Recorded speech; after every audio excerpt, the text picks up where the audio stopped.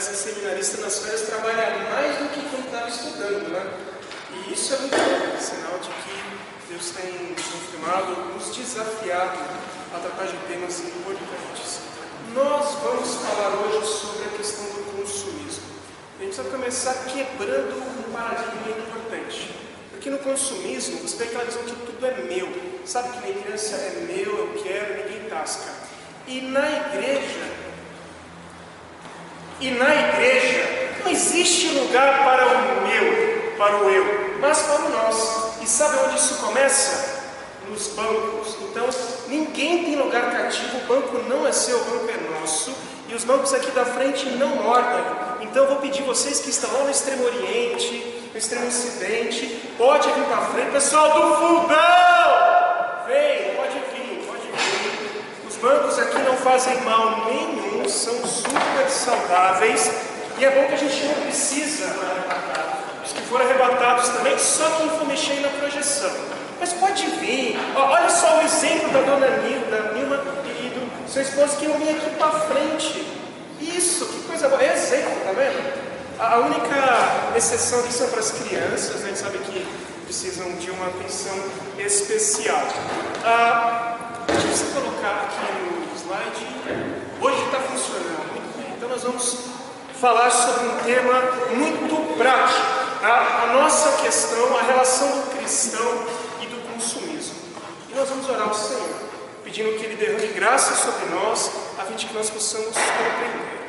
Santo Deus, nós estamos diante do Senhor com uma família reunida do Senhor, para estudar um tema que é importante e relevante nos nossos dias, a maneira como nós precisamos lidar com essa questão do consumo. Te pedimos, ó Deus, que o Senhor derrame graça sobre nós, apesar das nossas imperfeições, para que possamos desenvolver esse tema, compreender a Tua vontade para nós sobre essa questão do consumismo, do consumo, e assim glorificar o Teu nome. É a nossa oração que fazemos em nome de Jesus. Amém. Pessoal, a nossa agenda hoje...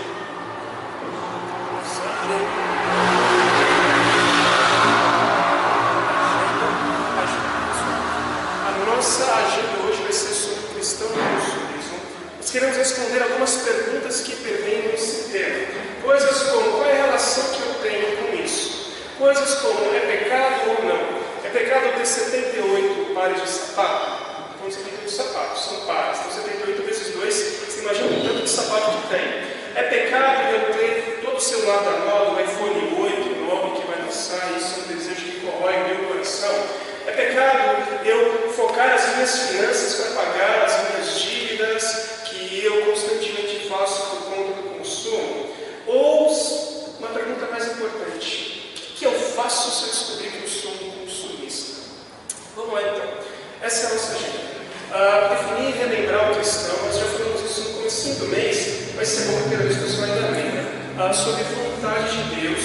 Por quê? Porque você não vai encontrar nenhum versículo em Bartolomeu segundo Bartolomeu 23, você não vai encontrar um versículo dizendo que e não consumirás. Primeiro que não existe sentido na Bíblia, e segundo porque Deus não fala de uma questão assim tão direta, uma questão tão forte nos nossos dias. Vamos relembrar aqui a vontade de Deus para nós, como revelada na Escritura conceituar a questão do consumismo, analisar os seus impactos e então partir para a nossa relação com o consumo.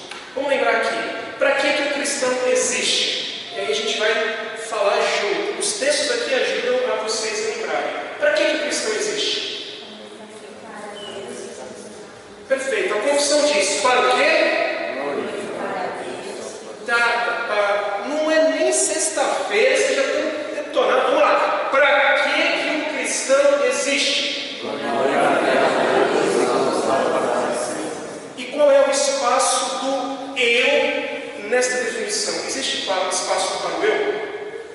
Não é para eu me glorificar, não é para que eu me satisfaça, não é para que as minhas vontades sejam todas feitas. Mas todos os textos que aí estão, Romanos, 1 Coríntios, apontam que a nossa existência, ela só é de fato por conta de uma outra pessoa. E esta outra pessoa é Deus. Vivemos para Ele, por meio dele, para que Ele seja glorificado através da nossa vida.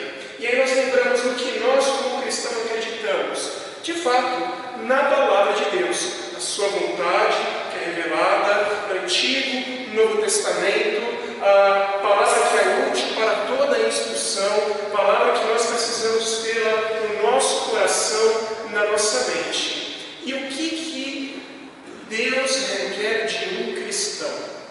Deuteronômio 29. Quem sabe de cor pode falar que não, tirando o pastor, pode falar que não tem problema. Deuteronômio 29.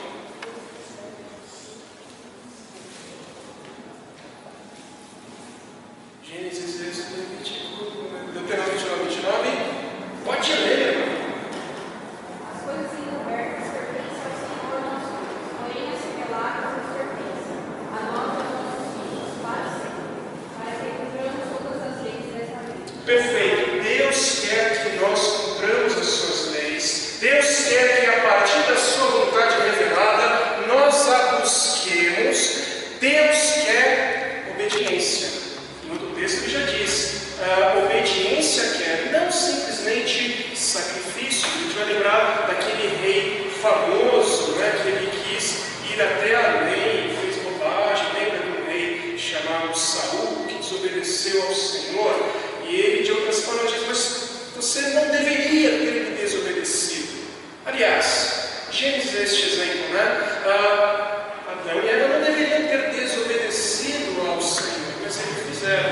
Então, lembre-se, daqui para frente, no de nosso estudo, Deus requer de nós obediência, nós que somos guiados pela sua palavra, que é a Bíblia Sagrada, e que existimos para glorificar. Sabendo que isso é verdade, a gente lembra de duas questões importantes sobre a vontade decretiva, a vontade preceptiva. Vontade decretiva diz respeito aos decretos pelos quais Deus realiza a sua história. Aquilo que Ele determinou, aquilo que Ele disse que vai acontecer, aquilo que nós não podemos alterar. Vamos abrir rapidinho Romanos 1, 9 a 10. Vou pedir para o Joel, 1 de 9 a 10. Vou pedir para o Jota, Mateus 26, 42, por favor, meu irmão. E vou pedir para a Roseli, querida, por favor, Isaías 46, de 9 a 11.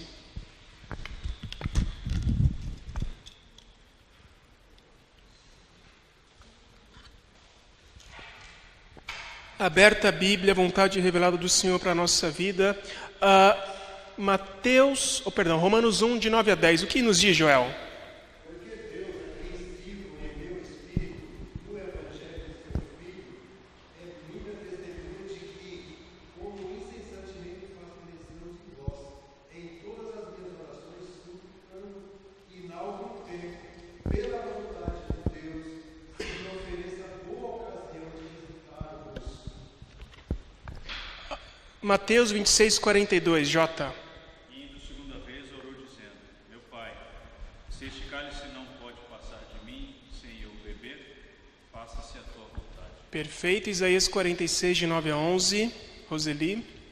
Lembrai-vos das coisas passadas na antiguidade, que eu sou Deus, e não há outro. Eu sou Deus, e não há outro semelhante.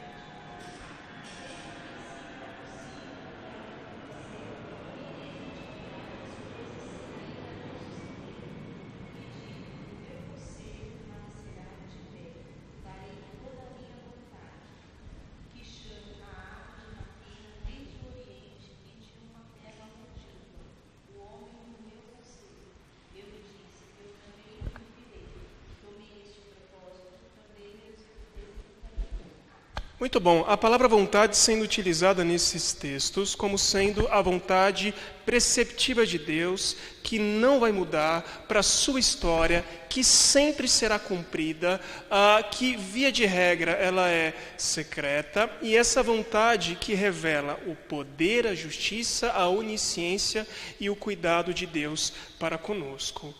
Ele determinou, isso vai acontecer e não se muda.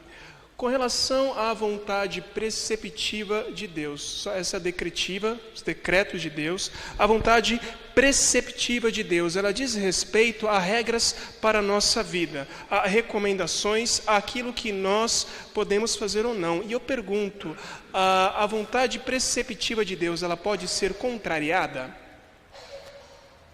Aliás, você conhece alguém, pensa bem, hein, que já foi contra a vontade preceptiva de Deus? Merece o inferno, merece. Você conhece alguém? Conhece, né? Você dá bom dia para ele todos os dias no espelho, quando você acorda. Vontade preceptiva diz respeito às ordens que Deus nos dá, mas que nós desobedecemos. Por exemplo, a vontade de Deus para as suas criaturas. Está lá em Deuteronômio, a gente vê também em Êxodo, os 10 mandamentos. Ali uma vontade preceptiva de Deus com relação àquilo que nós devemos fazer. E nós devemos sim obedecer essa vontade, mas por vezes nós desobedecemos. Cumprir esta vontade não deveria ser de fato uma questão de opção, porque o preceito está ali para ser cumprido. A gente tem ali em 1 Coríntios 7:39, o exemplo da questão do casamento misto. E aqui misto, só um parênteses, né? Todo casamento deve ser misto, homem e mulher, né? Isto é casamento de Deus. Mas o misto aqui no sentido de você casar com alguém que não conhece a Deus. Isso não é recomendável, isso não é vontade ao Senhor. Até mesmo a insubmissão a patrão, que está lá em Colossenses 3:22-25, quando Paulo fala sobre a relação que você tem com o seu patrão, ainda que ele seja um opressor, você deve ser submisso, você deve ter uma relação cordial com ele. Pois bem, os preceitos do Senhor, que é aquilo que ele determina para nós, para que nós cumpramos, eles deveriam ser de fato o alvo da nossa vida. Olha só que interessante, Efésios 5:19. Vou pedir para o Caio, né? O Caio, com vontade de ler a Bíblia hoje, né, Caio? Efésios 5:17. O Tato também ali, ele levantou a mão e falou: eu. Tato, Salmos 1, de 1 a 4. E o Rafa, olhou para cá, agora, Rafa. Provérbios 6, de 20 a 22, por favor. Caio, Efésios 5:17.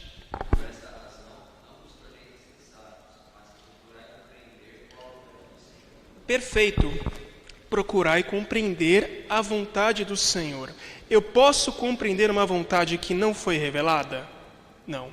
Eu devo procurar compreender essa vontade do Senhor. Essa vontade que ele está se referindo é a vontade revelada na palavra de Deus com relação aos seus preceitos. Enquanto decreto, Deus revelou tudo o que há de acontecer conosco? Não. Né? Mas os seus preceitos, que são fundamentais, norteadores para a vida cristã, ele ali escreveu. Outro texto, Salmo 1, de 1 a 4.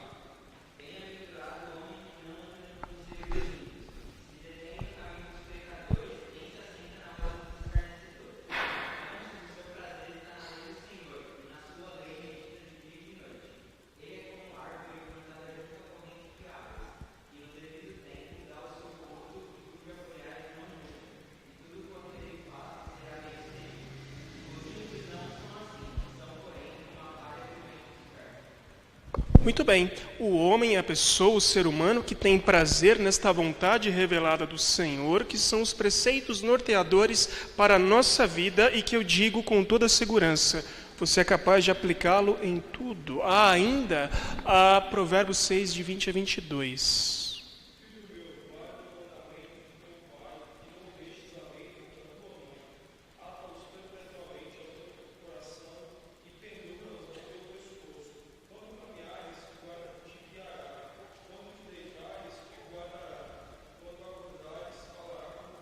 Perfeito, isso é tão importante, o povo de Deus tinha isso com tanto zelo, que eles literalmente tentavam inculcar a lei do Senhor na cabeça das crianças, colocando ali uma espécie de uma faixinha, uma caixinha com partes da palavra de Deus para que a criança inculcasse isso. É claro que a ideia não é que por eu colocar a palavra de Deus na testa eu vou aprender, mas dela estar presente sempre.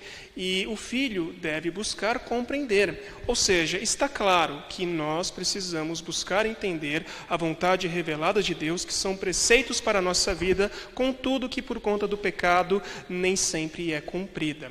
Então nós temos de fato a vontade revelada, a vontade não revelada, e nós precisamos considerar a vontade decretiva e preceptiva que existem, e elas estão reveladas na Escritura, e quando nós vamos tomar decisões, atentar especialmente para isso aqui. Vontade preceptiva e vontade revelada.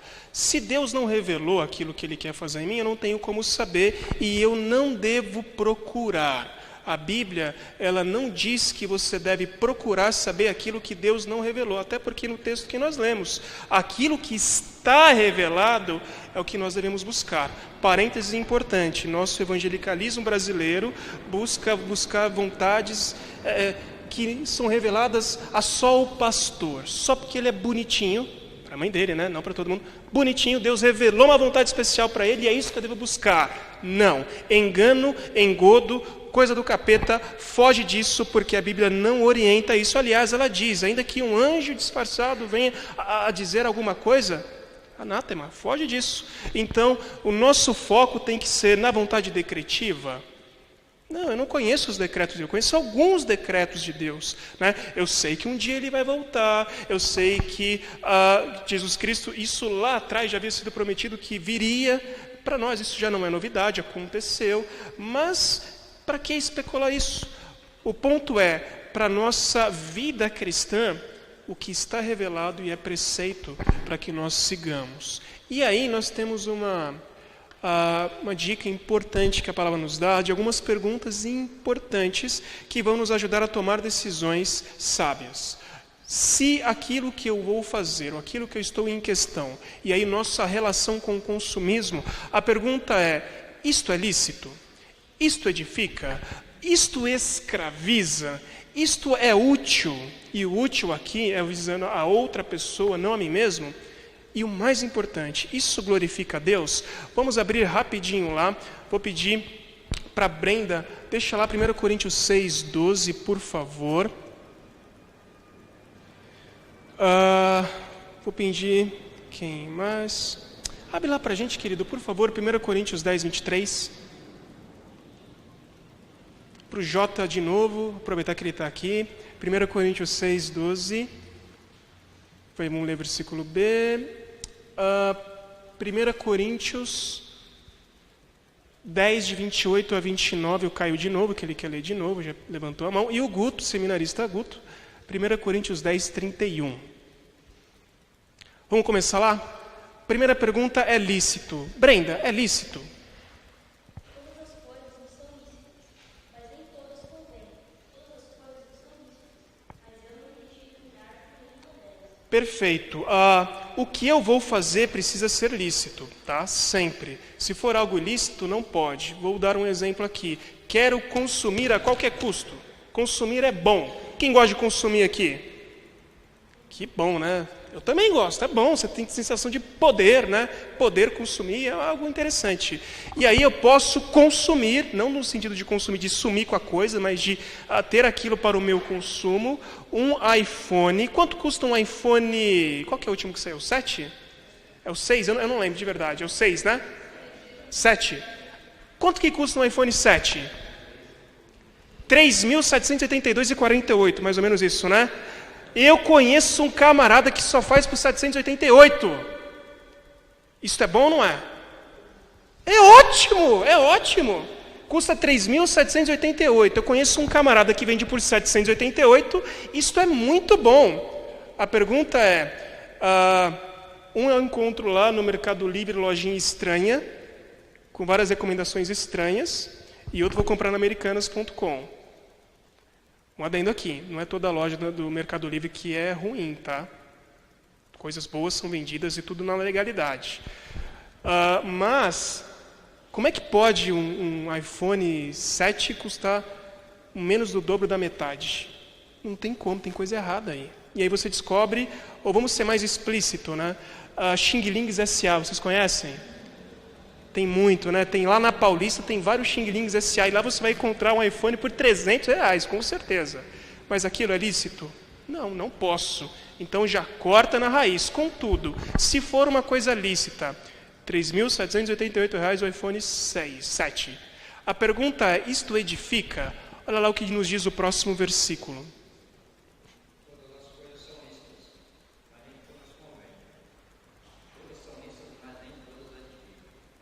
Para alguns vai edificar, né? Vou poder ouvir músicas infinitamente, vou poder fazer muitas coisas, mas será que eu vou usar isso para o bem? Nem tudo que se consome é bom. Se isso não trazer edificação para a minha vida, isso eu tenho que arrancar fora. Deixa eu dar um exemplo aqui. Tem pessoas que não podem ter celular com internet, porque vão entrar em sites que são indevidos e a coisa não funciona. Ou seja, é uma coisa que é lícita comprar, mas para aquela pessoa, naquelas condições, não vai edificar de jeito nenhum. Então você não deve ter. Mas suponhamos que, beleza, isso edifica. A próxima pergunta é, escraviza, a parte B do versículo, meu irmão Jota, o que diz? Não me deixarei dominar por nenhuma delas, nem que seja o iPhone 17. E é engraçado que parece que o iPhone às vezes escraviza, né? Porque o cara vem desde o 1, 2, 3, 4, 5, 6, 7, 8. Não pode ter um novo que ele já quer a coisa. E faz tudo o que for possível para ter a coisa. E iPhone para lá, iPhone para cá. Se puder, ele anda com uma maçã assim colada na testa, dizendo, eu sou o Mac. Qual que é o problema disso? O problema é ter o iPhone? Não. O problema é a pessoa se tornar escravo disso. Nós somos libertos em Cristo Jesus. Então, por isso que não pode lhe escravizar. E a Bíblia é clara. Mas, se a coisa é lícita, ela edifica, e você não vai ficar escravo, a próxima pergunta é, isso é útil para as outras pessoas? O que diz o texto? Ninguém busca o seu próprio interesse, e sim o de outro. O celular fica fácil, vai ser super útil. Eu vou ligar para todo mundo, vou mandar um WhatsApp, um selfie, eu vou evangelizar para todo mundo. Legal. Mas a pergunta é, eu vou fazer isto sendo útil, abençoando outras pessoas também, ou simplesmente para mostrar, ó o iPhone que eu tenho, de ouro, né? Ainda compra aquele dourado, né, cromado, que é para todo mundo ver, luz remanescente, ou seja, estou fazendo para ser útil para outra pessoa, só se for para causar inveja, né? Mas isso também é pecado, não pode não. A pergunta é, de novo, que esconde seu coração, que revela as tuas mãos. E por último, glorifica a Deus. O que nos diz o texto do seminarista, que o seminarista Guto vai ler para nós?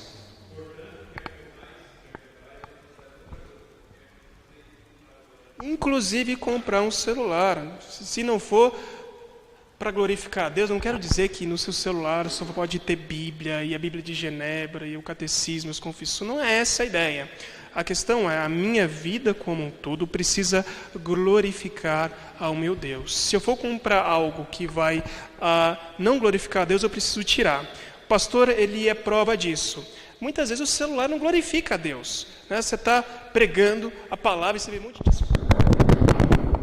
fazendo careta, um negócio assim estranho, e quando você vê, você pensa, glória a Deus, estão, né, anotando o texto, estão grifando a Bíblia, aí os diáconos que estão de plantão, vou olhar, tem cobrinha indo para lá, para cá, mensagem do Facebook, o Zap não para, e pasmem, até no grupo da igreja se posta coisa durante estudo bíblico, durante escola dominical ou culto.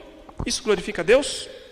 Não, né? A não ser que esteja acontecendo um acidente lá fora, alguém precisa tomar uma medida urgente. Bom, sabendo que nós devemos questionar essas questões, volta, beleza, consumismo. Agora nós sabemos como tomar decisões, como agir, e temos essa imagem. Eu fiz questão de colocar o homem ali, logo quando à esquerda, porque você fala de consumismo, qual é a primeira imagem que vem na mente? Você vai olhar assim, é o quê? É shopping, é compra, você imagina assim, cheio de sapato de mulher. Não é verdade? Porque homem, você tem muitos sapatos. 2, 3, isso para homem é muito. E se você tem mais, desconfie, viu? Cuidado. Agora, para mulher, 78, 80, 90, coisa pira. Mas, é brincadeira à parte, a ideia é que isso consome tanto homens quanto mulheres. Vamos desmistificar essa questão, o tabu que é só mulher que consome demais. E aqui eu peguei uma definição do Wikipedia falando sobre o consumismo. Vocês conseguem ler? Vamos ler rapidinho o que diz?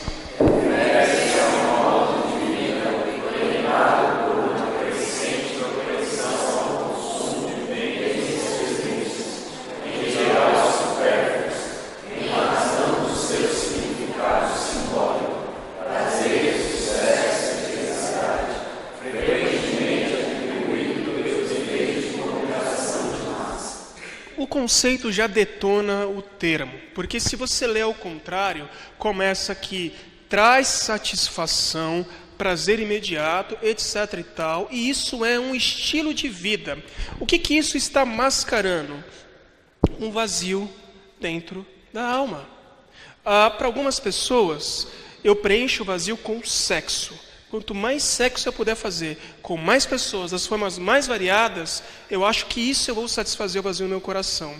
Para outros é o trabalho, os chamados workaholic.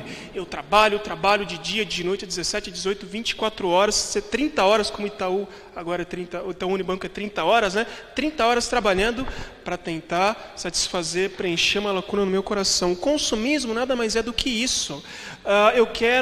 Eu vou tentar preencher algo que me falta através de algo que me dá aparentemente prazer, que me dá poder. E entendam, consumismo não é uma coisa de gente rica, né?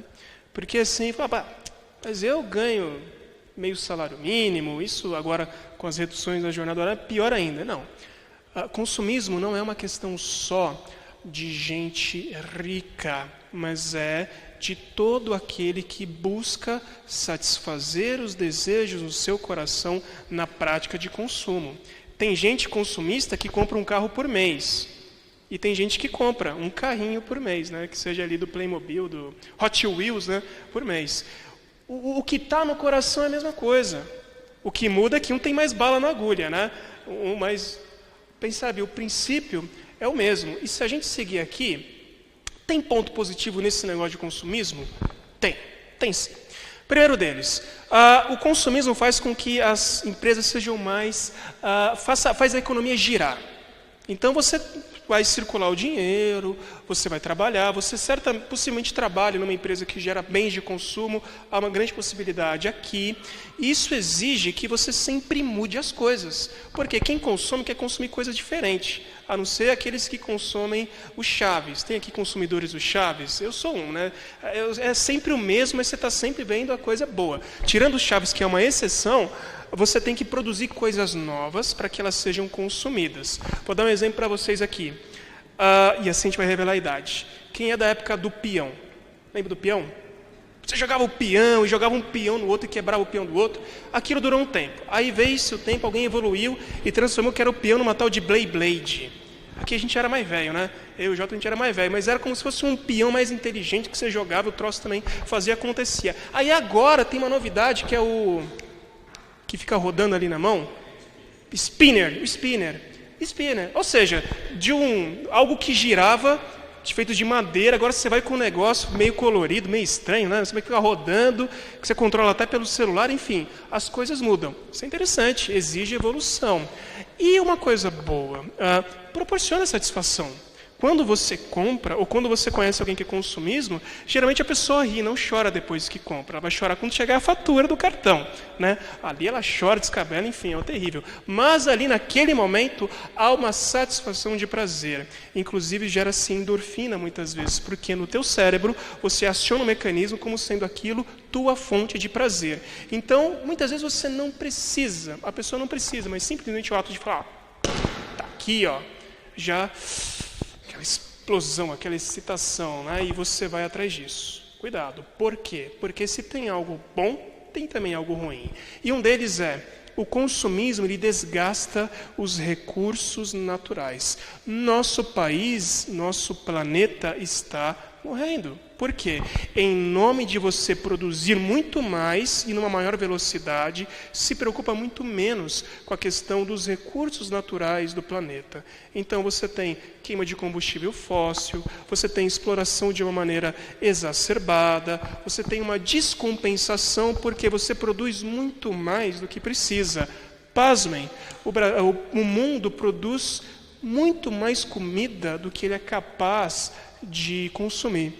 Sabe o que acontece com o excesso? Apodrece.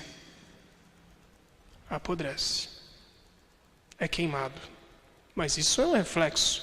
E aí você trata o planeta como uma máquina para fazer girar e girar e girar, e aí você até esquece, né, daquele preceito que está na Bíblia, em que você tinha uma terra e você deveria usá-la, mas ela teria um tempo para descansar.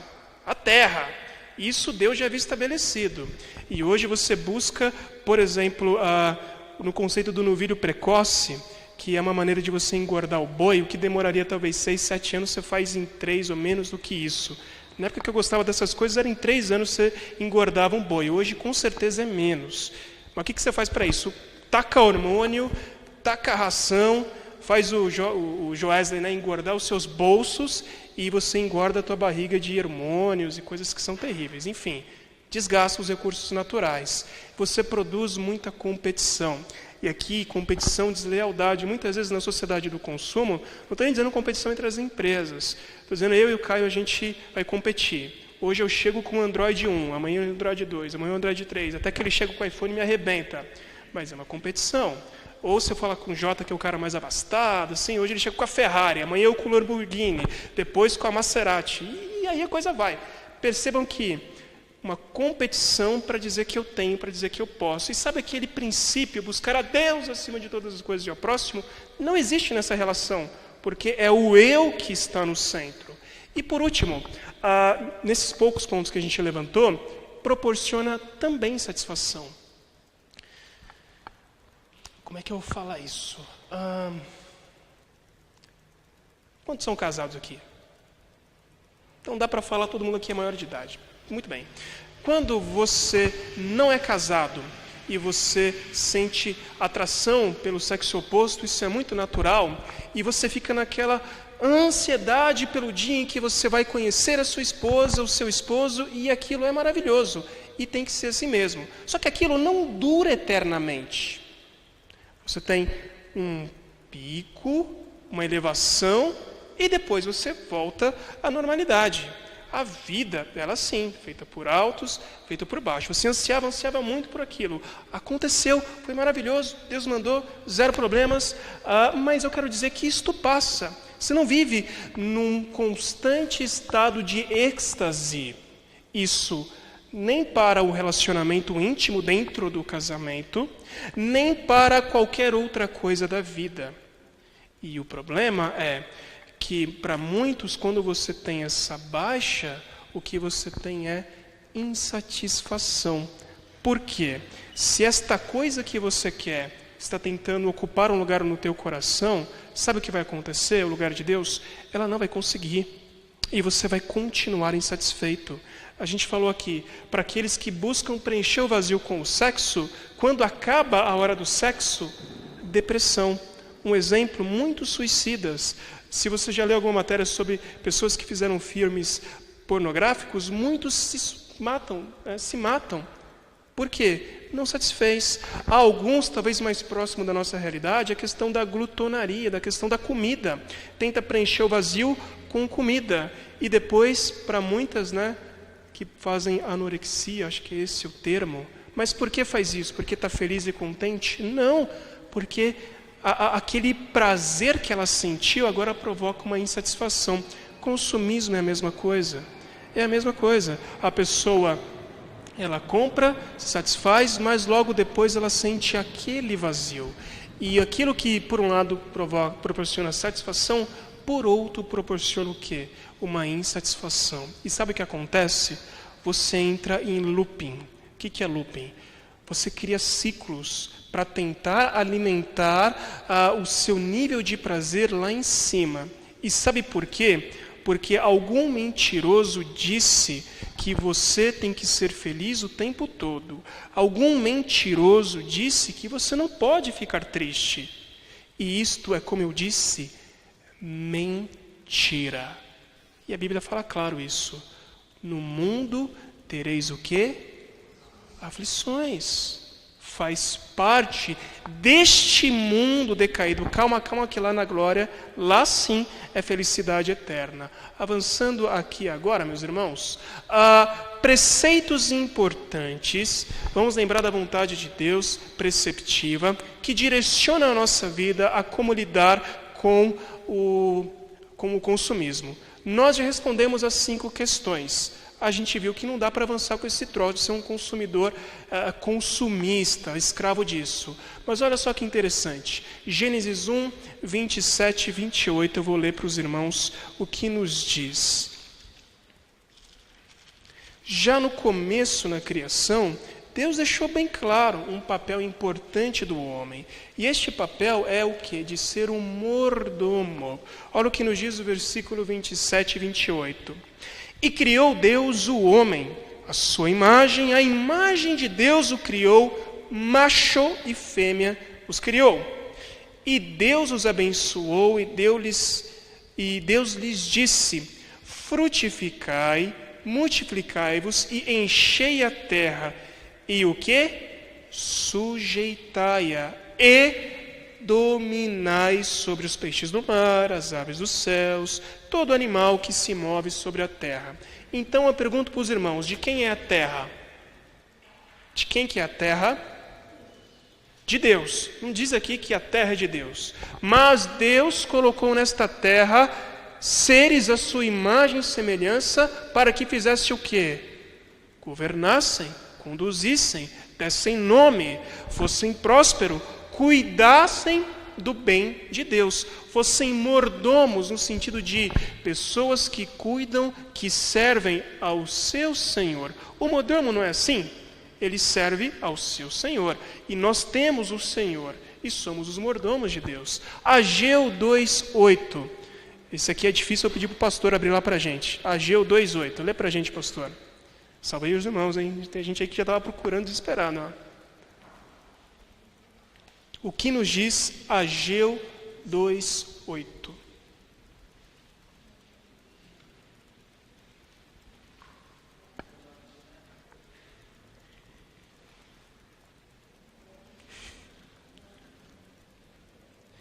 O pastor está fazendo de propósito para provar que não é só você que demora para achar Ageu, não, tá? Então fica tranquilo. Minha é a prata, meu é o ouro, meu é tudo o que há. E há muitos outros textos que mostram que não é seu. Sabe o que isso significa? De quem é o seu dinheiro? De Deus. Não é seu. O ouro, a prata, as riquezas, tudo o que há é do nosso Deus. Nós de fato somos o quê? Servidores, mordomos. E se eu sou um mordomo de Deus, eu preciso agir para com esse Deus com fidelidade. Preciso ser fiel, e aqui não é ser corintiano, deixa eu ser bem claro, tá? A palavra diz ser de santos porque eu sou santos, mas também santos não é uma boa ideia, né? Mas tudo bem, é melhor do que o Corinthians. Vamos lá. Lucas 16:10, vou pedir para o meu irmão Alexandre, Lucas 16:10, abre por favor. E como o Corinthians nos persegue, né? Não tem jeito, vamos abrir lá em Coríntios também. Vou pedir para minha irmã querida Letícia, abre lá em Coríntios 4:2, 1 de Coríntios 4:2. Lucas 16:10, o que nos diz?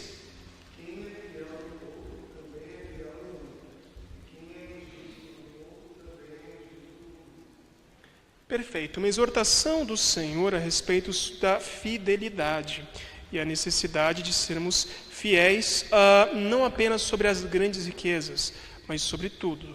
E nós lembramos de algumas parábolas de Jesus em que ele coloca justamente esta questão: servo bom e fiel, foste fiel, no pouco sobre o muito te colocarei. Se não me engano é por aí que diz a palavra, exortando, animando, dizendo, ser fiel é bom.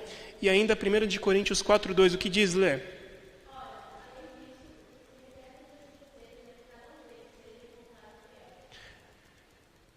Pode ler de novo?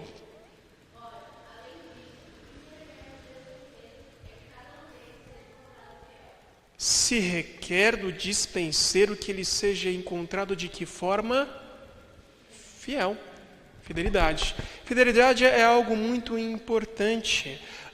E quando nós entendemos que nós somos mordomos de Deus, o conceito da fidelidade ele vem junto dizendo que eu não posso servir ao meu próprio coração.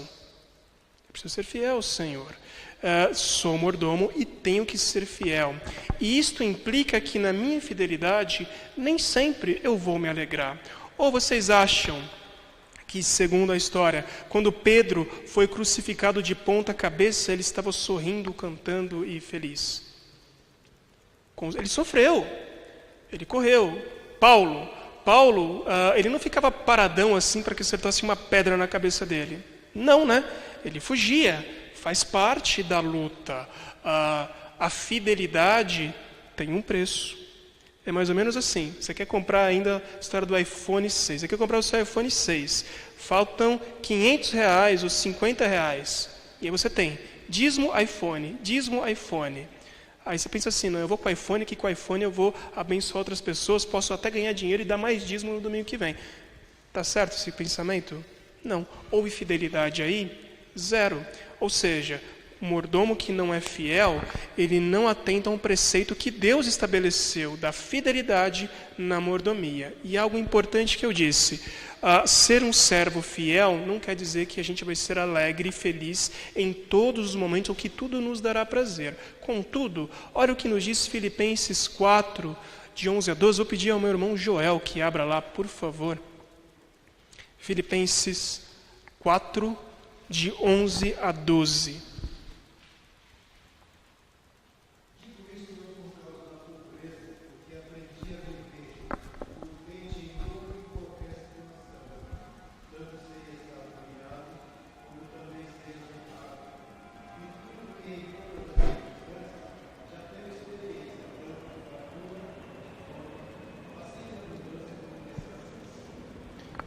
Amados, isso aqui é muito importante, tá? Você não foi criado para ser feliz a qualquer preço. Ser feliz a qualquer preço não estava no início da palestra quando a gente diz qual é a finalidade do crente. Estava? Não estava. A felicidade é uma consequência da obediência ao Senhor. O ponto é, uma palavra-chave para a vida cristã, contentamento. E isso é o contrário de resmungamento. Tem pessoas que é resmungamenta, resmungona, que tudo resmunga, tudo reclama, tudo não presta. Então, o meu iPhone 6 já não presta, tem que ser o 7, tem que ser o 8, tem que ser o 10. E isso você não encontra base na Bíblia. Mas justamente o que? O contentamento. Significa que você não precisa ter o último carro do ano. Você pode estar contente com o ano de 2014. Tá bom ainda, né? 2014, 2017. Não precisa. Você tem que aprender a estar contente com aquilo que Deus te deu. Sabe por quê? Mateus 6 diz assim que nós devemos acumular tesouros aonde? No céu, não na terra. Lembra disso? O meu contentamento, a minha esperança não está na terra, está no céu. Então, ainda que eu tenha dificuldades aqui, ou que eu não possa ter um carro excelente, uma casa excelente, e não tem nenhum problema com relação a isso de você desejar. Isso faz parte. Você almejar coisas boas, fazer planos para isso. Problema nenhum. O problema é você viver resmungando porque você não tem. E reclamando com Deus. E aqui é onde a gente se difere das igrejas que pregam a prosperidade como uma evidência de salvação e andar com Deus. Não. Deus não morreu para você ter um carro do ano. Deus não morreu para que você tenha uma casa com piscina. Aliás, Ele pouco se importa se tem piscina ou não na sua casa. Não é essa a questão. Então, por que que muitas vezes a gente tem essa insatisfação? A insatisfação sem justificativa, ela é prova do não contentamento, que é prova do que é? O que está no meu coração? Talvez eu esteja querendo satisfazer somente a minha vontade, não seguir a Deus. Contentamento, ele precisa existir na vida do cristão. Deixa eu só separar aqui uma coisa importante. Contentamento não quer dizer aquelas pessoas que não quer dizer largamento, tá? Contentamento não quer dizer o largamento. O que é largamento? As esposas conhecem isso de cor. Porque assim, antes, né, de você casar, você vai lá, faz a barba, penteia o cabelo, para quem tem ainda, né, põe o perfuminho, etc e tal. Até casar, uma semana depois a barba começa a crescer, o cabelo começa a cair, a blusa fica toda bagunçada, e aí você passa do contentamento para o largamento, ou delargamento. Você vive uma vida delargada. E isso não é bom. Não é isso que a gente está falando. Você deve procurar viver, progredir, crescer na vida, continuar se preparando bem para a esposa, pintar a casa, fazer mudanças, zero problema com isso. O que você não pode é colocar o seu coração nessas coisas. Ou em nome de, não, eu estou contente com tudo, né? Aí a casa está cheia de mofo, parede caindo, o chuveiro está frio. Não, eu estou contente com tudo, né? Sua esposa não é obrigada a estar contente com isso. Se você não tem condição alguma de mudar isso, você vai se adequar à situação. Mas se você tem um mínimo de condição, você não pode se acomodar, achei a palavra. É o acomodamento. Não se acomodem, tá? Isso é muito importante. Com relação a essas 3 coisas, mordomia, fidelidade e contentamento, alguma dúvida? Pergunto, faz sentido? Faz sentido? Faz sentido, sabe por quê? O reflexo do consumismo para a nossa nação de pessoas que não respeitam as 5 perguntas e tampouco essas 3 diretrizes importantes da mordomia, do contentamento e da fidelidade é que estamos fazendo como esse desenho aqui. Parece que o mundo está sendo engolido por tudo e o planeta está sofrendo, não estamos cuidando bem. Isso é reflexo do consumismo. Outro reflexo que nós temos é aquelas pessoas que querem colocar no carrinho não aquilo que precisam, mas quer colocar o mundo inteiro, né? Então, você vai... eu entendo que você gosta de chocolate, zero problema nisso. Eu entendo pessoas que gostam de chocolate, mas eu não entendo você pegar 78 barras de chocolate, colocar no teu carrinho e dizer que é para a semana. Não existe, não tem cabimento, né? 63 ainda vai, agora 78 não dá. Não dá. É isso aí, entendeu? Percebe? Há uma diferença importante nisso. E aqui, essa imagem é chave, porque o que está ocupando a mente deste cabeção aí que está na foto? Tudo, né? Coisas ao mesmo tempo. Engraçado que não tem nada ali, não tem uma cruz ali, né? Não tem uma Bíblia, não tem nada. Ou seja, o que está ocupando a mente de um consumista é o que eu vou fazer para consumir mais. E o consumismo, ele é uma doença da alma. Alguém tentando satisfazer o vazio que possui no seu coração. Então, consumismo, a gente já respondeu essas 5 questões, dá para a gente passar. E eu pergunto, é bom ou é ruim? Dessa vez é ruim, viu? Dessa vez não tem um depende. Consumir, ok. Consumir, ok. Não há problema em você consumir. Nós consumimos. Porque nós consumimos, nós temos um tempo. Você tem um carro, tem um microfone. Zero problema. Inclusive, se você consumir errado, você quebra o microfone, né? Não tem problema. A questão é, o consumismo em si é uma doença. Você não deve ser escravo disso, porque ele vai caindo em uma dessas condições, como a gente viu. Entendendo que isso não presta, e não presta mesmo, a pergunta é, sou consumista, e agora? Como é que eu sei se eu sou consumista? Primeiro, mulheres, abram o seu armário e vejam quantas dezenas de pares de sapatos você tem. Isso pode dar uma dica. Obrigado. Olha, marido, quantos iPhones você tem, ou quantos joguinhos de computador inútil que você tem no seu celular. Faça uma análise. Para alguns, ainda aqui eu vou copiar o pastor, em encontro de casais, que perguntou assim, eu tenho problemas financeiros? Como é que eu vejo isso? Olha o saldo da fatura do cartão de crédito, ele vai dizer isso a você. Para nós aqui não é diferente também, isso vai poder dizer um indicativo se você é consumista ou não. Mas o que a gente faz, entendendo que você é um consumista? E aqui a gente parte para algumas aplicações práticas. Fundamental, faça uma distinção entre desejo e necessidade. Se Deus nos deu o princípio do contentamento, a pergunta é, eu devo estar contente, eu posso estar contente com este microfone, eu preciso de 2. Se isto me atende, então ok. A dificuldade, e aqui o meu pedido é, afaste-se do necejo. Conhece necejo? Necejo é quando você junta necessidade com o desejo. Você faz da necessidade o seu desejo. Vou dar aqui um exemplo prático. E isso é terrível, né?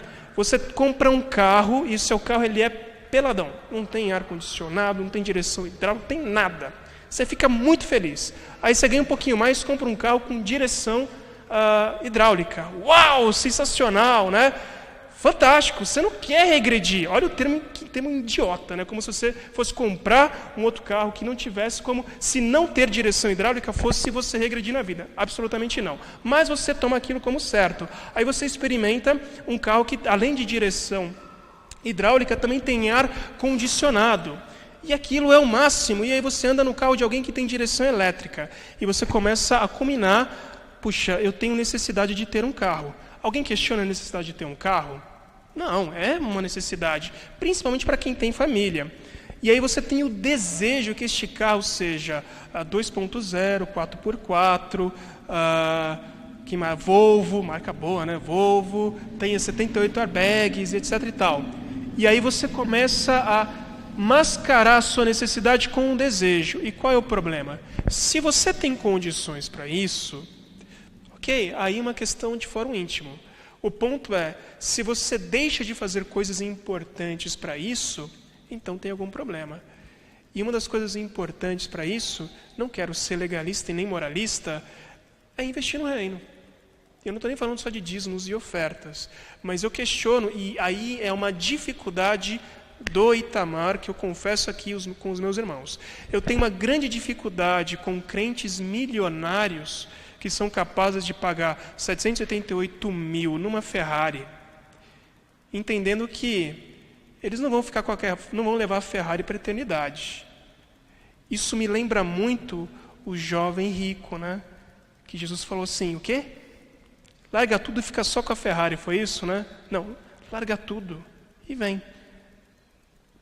Porque ele queria saber onde estava o coração. E de novo nós vimos, né, Mateus? Onde está o seu coração, ali estará o quê? O seu tesouro. Eu tenho uma grande dificuldade em pessoas que investem tanto dinheiro, porque se você tem 788 mil para investir numa Ferrari, que com certeza custa mais, será que vale a pena tudo isso? Com menos da metade, você sustenta um missionário o ano inteiro. A palavra de Deus sendo levada. Você pode investir para ajudar no combate da fome, em alguma causa que seja lícita, alguma causa que atenda 5 perguntas. Percebe? Mas assim, isso foge da nossa realidade. Você não vai comprar um carro possivelmente de 788 mil, a não ser se você ganhar na Mega Sena hoje, né? Está quase dando a hora. Eu vi que muita gente esqueceu de jogar, né? Não, ninguém joga aqui, se Deus quiser, né? Ninguém é preso com essas coisas. Mas talvez você o faça com os R$788, suas escolhas, com o que você faz com o dinheiro, denunciam onde está o seu coração. Cuidado. Lembre-se da característica, uma característica do fruto do Espírito é chamado o quê? Domínio próprio. Mulheres, se segurem. E homens também, né? O homem também é consumista. Nem tudo que você vê precisa ser comprado, tá? E a gente está aprendendo agora isso com a Belinha, que onde ela vai arrastando coisa e pegando coisa, eu quero, mas isso é próprio de criança. Mas como Paulo diz, as coisas de menino ficaram para trás, agora eu sou o quê? Homem, mulher, não faço mais coisas de menino.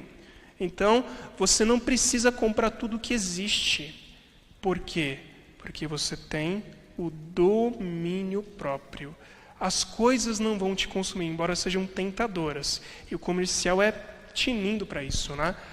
Lembre-se que não existe tentação que não lhe seja humana. Texto bíblico da palavra do Senhor. Nós não seremos tentados além daquilo que a gente não possa suportar. Então, talvez você seja tentado a entrar numa dívida enorme que vai te escravizar para você ter um carro com ar-condicionado, direção elétrica, etc. e tal. Entenda, é tentação. Se isso vai colocar em risco a tua família, a tua casa, não caia nessa. E aí, o ponto 4. Fuja da tentação. Como é que é aquele texto lá mesmo? Fuja do diabo e resista à tentação. É isso que fala? Mais ou menos assim? Como é que é? Não era bem isso que eu estava querendo lembrar, mas fala a respeito de que você deve fugir da tentação, fugir da aparência do mal, fugir da tentação. Esse é o caminho. O caminho não é você ficar dialogando. Lembra o que aconteceu com Eva, quando ela ficou dialogando com a tentação? O que Eva fez? Profit. Caiu. Alguns teólogos dizem que ali Adão estava numa posição que ele inclusive estava vendo o que estava acontecendo ali pela maneira como está escrito. O ponto é, eu não devo flertar com a tentação. Flertar é bater um papo, ficar ali, etc. e tal. Se eu sei que, aí eu vou brincar de novo com as mulheres, entrar numa loja de sapatos é uma tentação para mim, corre. Corre que é fria. Para os homens, se entrar numa loja de games, né, que tem vários games que são animais, isso aqui é uma tentação para mim. Se eu não tenho autocontrole, foge. Como diriam os nossos irmãos pentecostais, foge que é laço, não fica lá não, corre daquilo.